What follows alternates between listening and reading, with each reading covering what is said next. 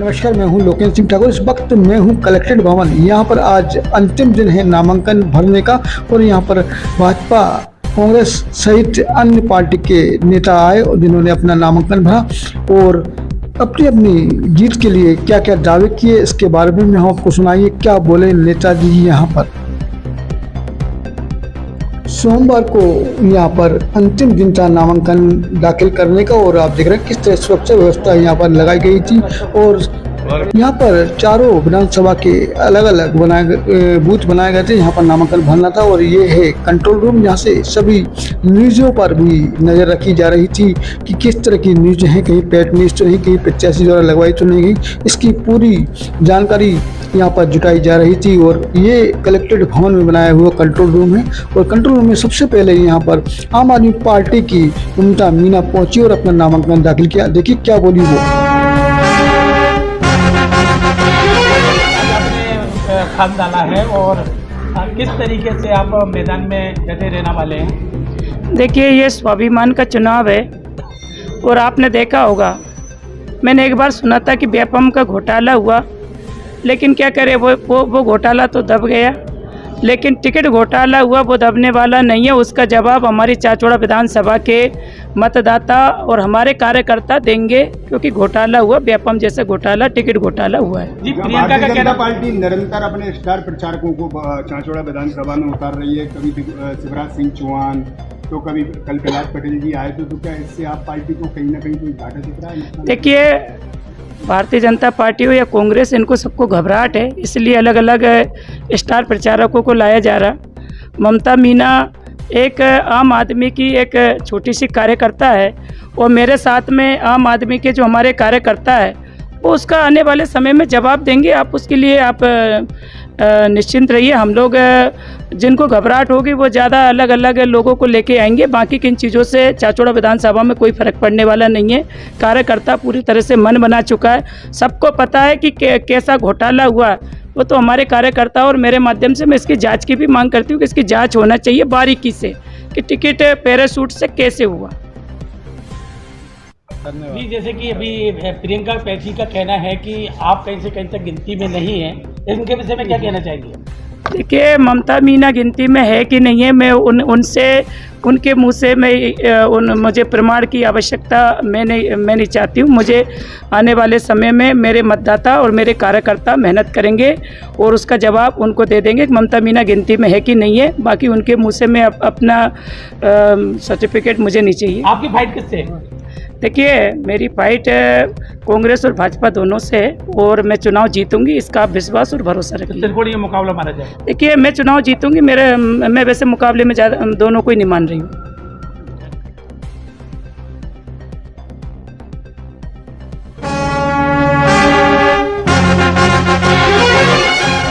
BJP के against में आप किस प्रकार का प्रचार करेंगे? देखिए, बमोरी मेरे लिए कोई नया क्षेत्र नहीं है। बमोरी मेरे लिए बहुत घर परिवार जैसा है। लगातार मैं 17-18 साल से बमोरी के हर क्षेत्र में हर मतदाता के संपर्क में हूँ। तो बमोरी में जहाँ तक जाने की बात है तो उसके लिए कहीं कोई मेरे को हिचक और संकोच नहीं है। और जहाँ तक कांग्रेस के मुद्दे की बात है कि कांग्रेस ने जब 15 महीने की कांग्रेस की सरकार थी तो कांग्रेस ने कर्ज माफ़ी की थी, किसानों की कर्ज माफ़ी की थी, बिजली सस्ती की थी किसानों के लिए। जो विधवा पेंशन है, वृद्धावस्था पेंशन है, उसको 300 से 600 रुपये बढ़ाया था। और वर्तमान में अभी जो कांग्रेस ने घोषणा पत्र जारी किया है, उस घोषणा पत्र में कांग्रेस ने बताया कि अब नारी सम्मान योजना के तहत 1500 रुपये प्रति माह हर महिला को बिना किसी क्राइटेरिया के मिलेंगे। स्कूल की शिक्षा के लिए बच्चों को प्रोत्साहन राशि के रूप में 1ली से 8वीं कक्षा तक 500 रुपये मिलेंगे, प्रति माह मिलेगा। 8वीं और 9वीं के छात्रों को 1000 रुपये प्रति माह मिलेगा और 11वीं और 12वीं के छात्रों को 1500 रुपये प्रति माह मिलेगा। बिजली की दरें भी सस्ती होंगी। कांग्रेस ने अपने घोषणा पत्र में ये भी बोला है कि किसानों के लिए जो समर्थन मूल्य है गेहूं का वो 600 रुपये करेंगे और धान का 2500 रुपये धान का 2500 रुपये करेंगे। तो कई मुद्दे हैं और सबसे बड़ा मुद्दा है जो विकास का है और भ्रष्टाचार का है। बमोरी विधानसभा में सबसे बड़ा मुद्दा इस समय भ्रष्टाचार का है। जो कमीशन खोरी पूरे मध्य प्रदेश में चल रही है, 50% की कमीशन वाली सरकार चल रही है, हर चीज़ में कमीशन खोरी चल रही है, बमोरी में विकास नहीं हुआ, ये सारे बहुत बड़े मुद्दे हैं बमोरी के लिए। इनकी दम पे हम चुनाव लड़ेंगे। जनता का प्रेम और आशीर्वाद सदैव मेरे साथ है। बीजेपी प्रत्याशी ने गुना में कार्यालय खोला है, क्या बमोरी में स्थान नहीं मिल पाया? अब ये उनका आउटलुक है, ये उनका सोच है, इसके लिए मैं कुछ नहीं कहना चाहूँगा। आपने विकास कार्य की बात की है, वो पंचायत मंत्री है जो 22,000 करोड़ के विकास कार्य गिनाते हैं, 22,500 करोड़ के विकास कार्य गिना रहे हैं जनता के बीच। आप जनता के बीच जा रहे हैं, तो आपको विकास कार्य जनता ने दिखाई क्या कुछ हुआ है? देखिए, इसके लिए मैं ये कहना चाहूँगा कि बमोरी में सड़कों की हालत बड़ी ख़राब है, बमोरी में पंचायतों की हालत बड़ी ख़राब है। पंचायतों में जो अंदर पंचायत की ग्राम पंचायतों में रोड हैं, उन्हीं में काम नहीं हुआ। पंचायत में किसी भी पंचायत में राशि नहीं मिल रही सरपंच को काम करने के लिए। और जहाँ तक अगर 22,500 करोड़ का विकास है, अगर 22,500 करोड़ का विकास हुआ होता तो मैं समझता हूँ कि बमोरी में जो सबसे बड़ी डिमांड है तालाबों की, चाहे वो छतरपुरा हो, चाहे वो ग्वालटोरिया हो, चाहे वो पनेटी बांध हो, तो ये बांध हमें अस्तित्व में दिखते, ये बांध हमें दिखते कि ये बांध बन गए। बिजली के क्षेत्र में कहीं कोई किसी तरह का काम नहीं हुआ।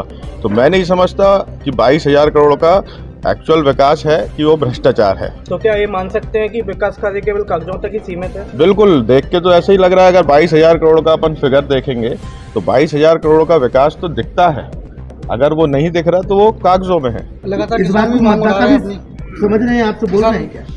हाँ, किसान इस आज की समय में बारिश नहीं हुई, किसान पानी के लिए बहुत परेशान है। बिजली इस समय मतलब थेवा चल रहा है खेतों में, और किसान को अभी भी पर्याप्त बिजली नहीं मिल रही। जहाँ मिल रही है वहाँ वोल्टेज बहुत कम है। रोज किसानों की परेशानियाँ बढ़ती जा रही हैं।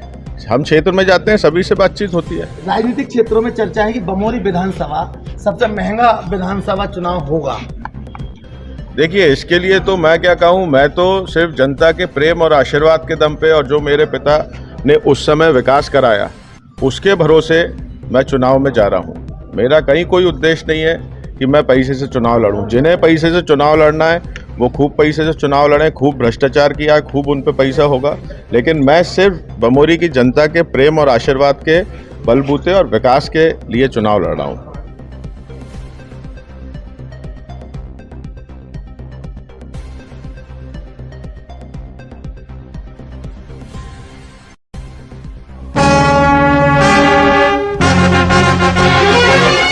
रणनीति है चुनाव जीतना है और कमल का फूल खिलाना है, यही मेरी रणनीति है अभी तो, और आगे विकास की ओर जाना है। इस बार त्रिकोणीय मुकाबला होता हुआ दिख रहा है, जहाँ आप पार्टी से भाजपा की जो पूर्व विधायक रही हैं ममता मीना जी, आप पार्टी से लड़ रही हैं। कहीं ना कहीं मीना बाहुल क्षेत्र चाचौड़ा बीनागंज, तो क्या कांटे की टक्कर मान के चले? मुकाबला सिर्फ दो तरफा है, कांग्रेस और बीजेपी। तो क्या ममता मीना जी कहीं लाइन में लेंगी आप पार्टी? मैं सिर्फ मुकाबला दो पार्टियों में मानती हूँ, बीजेपी। कहीं ना कहीं वो अपने विकास कार्य कहीं ना कहीं वो अपने विकास कार्य गिनवा रही हैं, कहीं ना कहीं उन्हें बता रही है जो विकास कार्य हुए वो भारतीय जनता पार्टी ने किए। अब की बार जो मतदाता है विकास कार्य देखकर वोट करेगा फिर चेहरा? विकास को देख करके भी वोट करेगा और भारतीय जनता पार्टी के प्रत्याशी को भी देख के वोट करेगा। आपका क्या एजेंडा रहेगा मैडम इस बार जो चाचौड़ा विधानसभा है वहाँ? मेरा एजेंडा ये है कि हमारी लगातार भारतीय जनता पार्टी विकास की ओर जा रही है और विकास के लिए ही अंतिम छोर पे बैठे व्यक्ति की हमेशा मदद की है और योजना भी लेके आए ताकि जन जन की हम सेवा कर सकें और योजना पहुंचा पाएं और विकास की ओर ले जा पाएं। जो जिला बनाने की मुहिम चला रहे हैं लक्ष्मण सिंह जी, उससे कहाँ तक चाचौड़ा विधानसभा को आगे ले जाने में वो मिलेगा क्या बात? जी बिल्कुल, जिला बनना चाहिए, पर उससे पहले भी छोटे छोटे मुद्दे हैं वो पूरे होने चाहिए। विकास नाम की कोई चीज़ नहीं है। कल मैं क्षेत्र में गया रिजौदा चक्र, वहाँ पर महिला कम से कम 200 महिलाएं अपने वो लेकर खड़ी, मटका वगैरह, पानी की व्यवस्था नहीं है। मतलब 1.5 किलोमीटर दूर जाती हैं, मटके से पानी लेके आती हैं। और एक तरफ बीजेपी कहती है कि नल जल योजना, लेकिन क्षेत्र में पानी की व्यवस्था ही नहीं है। आप क्षेत्र में जाओगे कीचड़ है, सड़कें नहीं है। ये सारी मुद्दों को लेकर दूसरा मुद्दा है सामाजिक न्याय, जातिगत जनगणना और क्षेत्र में विकास के लिए। अभी क्षेत्र में विकास 0 रहा है। क्या नाम है आपका? मेरा धर्मेंद्र सिंह यादव।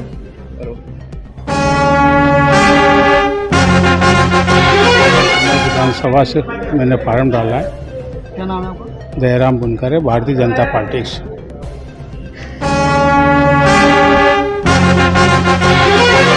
मैंने ये आवेदन थाने में दिया, गुना सिटी कोतवाली में। मैं लगभग 20-22 साल से मैं कांग्रेस पार्टी में काम कर रहा हूँ और मेरे को टिकट नहीं दिया तो कोई बात नहीं। मेरी गुना की जनता, मेरी पूरी विधानसभा गुना की, सब मेरे पे एक उम्मीद लगाएं। उनकी उम्मीद पे मैं पूरा चुनाव लड़ूंगा और अगर मैं चुनाव नहीं लड़ा तो मेरे को मेरी जनता निकाल कर देगी। एक विश्वास रखे जनता, उस विश्वास पे मैं खड़ा उतरूंगा। आपको दिक्कत क्या आ रही है बताइए आप? मैं चुनाव लड़ रहा हूँ तो मेरे को लोग कई बच्चे के मेरे छोटे से कार्यालय पे आ रहे हैं और भीड़ में घुस के नहीं कुछ बातें कर जाते हैं मेरे से, तो धमकी टाइप की भी मेरे को धमकी दे रहे हैं? आ रहे हैं, बैठ जाओ, आप बैठ जाओ और आप चिंता मत करो। और आपको धमकी दी गई है? मैं जानता नहीं हूँ कौन आता है कार्यालय पे, तो सभी लोग आ रहे हैं और सबसे मैं हाथ मिलाता हूँ। मैं पहचानता नहीं हूँ उन लोगों को जो क्या बोल रहे हैं वो लोग कि आप ऐसा मत करो, चुनाव बैठ जाओ, जो भी आपको चाहिए वो मिलेगा, ऐसा मेरे को लोग बोल रहे हैं। और मेरे को लगता है कि मेरी जान को भी खतरा है, इसलिए मैं गुना की जनता के लिए मर भी जाऊं तो भी मैं मरने को तैयार हूं। फिर मेरी गुना की जनता का मैं विश्वास नहीं तोड़ूंगा, चाहे मेरी जान चली जाए, मैं पूरा चुनाव लड़ूंगा और दुनिया की कोई भी ताकत मुझे खरीद नहीं पाएगी। मैं अगर कुर्बान होता हूँ तो मेरी जनता के लिए, मैं भले मेरा गला कट जाए तो मैं कुर्बान हो जाऊँ तो मैं तैयार हूँ। तो आप क्या शासन से सुरक्षा के लिए मैंने थाने से मांगा है, सुरक्षा के लिए आवेदन भी दिया है और आगे भगवान जाने, अगर मैं मरूंगा तो मुझे विश्वास है मेरी अर्थी में पूरा गुना जाए। भारतीय जनता पार्टी से नामांकन किया है। भारतीय जनता पार्टी का तो मैंडेट हो चुका है, पन्नालाल साक्षी, फिर कैसे भर दिया आपने?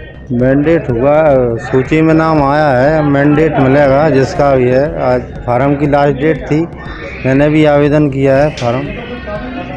क्या नाम है आपका? मेरा नाम है नरेंद्र अहिरवार। अभी कुछ दिन पहले आपने एक ज्ञापन भी दिया था। हाँ, मांग करी थी, अहिरवार समाज का टिकट नहीं हुआ। गुना लोकसभा क्षेत्र में जितनी भी सीटें हैं अभी तक, आपका कहना चाह रहे हैं? अब पार्टी जो निर्णय करेगी वो सर पर ही होगा।